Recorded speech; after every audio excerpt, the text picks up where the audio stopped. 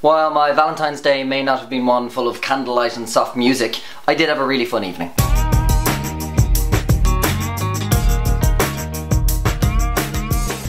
I finally went along to see Vincent O'Reilly's interpretation of Ibsen's The Master Builder in Temple Bar's new theatre, starring Patrick O'Donnell as Halvard Solness, a man who has risen to the top of his game through a series of coincidences. I first saw O'Donnell in the Vincent O'Reilly written and directed short The Applicant as part of Voices in the Rubble in the Pearce Centre, and he grounded what was otherwise a high art Lost in Limbo style play. He was brilliant to watch, and it's clear why O'Reilly chose him again as the titular character in The Master Builder. A play about symbolism, guilt, ambition, success, and the analysis of gifts from God versus favours from demons. It's not a play for everybody. There are humorous moments, but it is very weighty, and it does ask us to fall into this world of characters that are not 100% based in reality.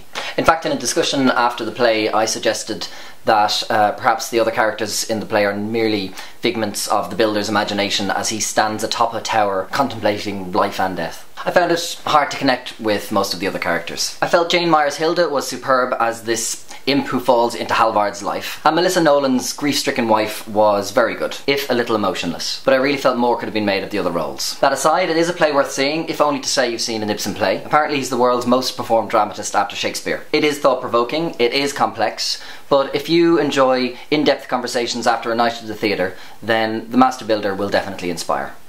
A quick note on the new theatre. It really is one of Dublin's most intimate theatres. I've seen a few plays there now, and the large crowd this evening really added to the atmosphere of the night.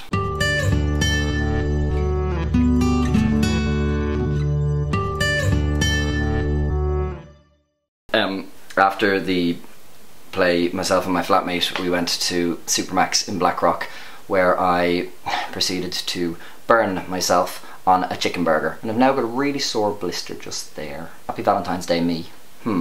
Last Friday I went to see Karen Ardiff's The Goddess of Liberty in the Project Arts Theatre, and I had very high hopes. The last Gunanua production I saw was Little Gem, and that has now become one of my favourite plays. I cried. No, really, I sobbed in the theatre. The Goddess of Liberty did not reach my expectations. At times it was wonderful. At times it was very messy and dull. Overall it was very good. Goddess is the tale of family, friendship and survival in an Alaskan gold prospect town as the town begins to close down. We open with May fussing over Frankie, a severely ill stroke victim who has lost her faculties and is in need of round-the-clock care. Then T-Bell, May's daughter, returns from a long time away on her claim to discover Frankie's invalid state and also to discover the state of the household's finances. First half of the play is excellent. We're introduced to some great characters, the scene is set, the tension mounts, everything you want from a first act. The second is painfully messy, ill-considered, and had it not been for a superb closing minutes, the second act would have just dragged the whole play down into mediocrity. The actors, set and direction definitely turned this unpolished script around into something very watchable. Geraldine Plunkett, yes, Mary from Glenroe, as Frankie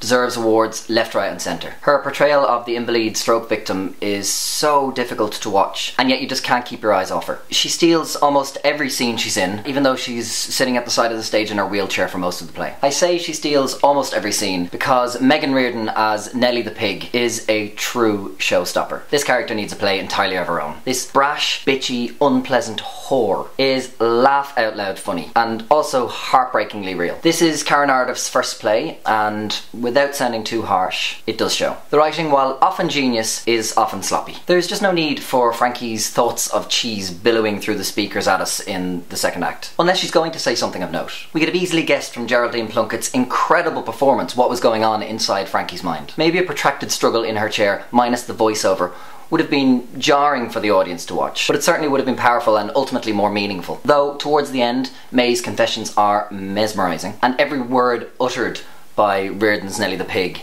is hilarious and shows a real grasp of the language of the era. It has a deliciously poignant ending that is well worth the wait.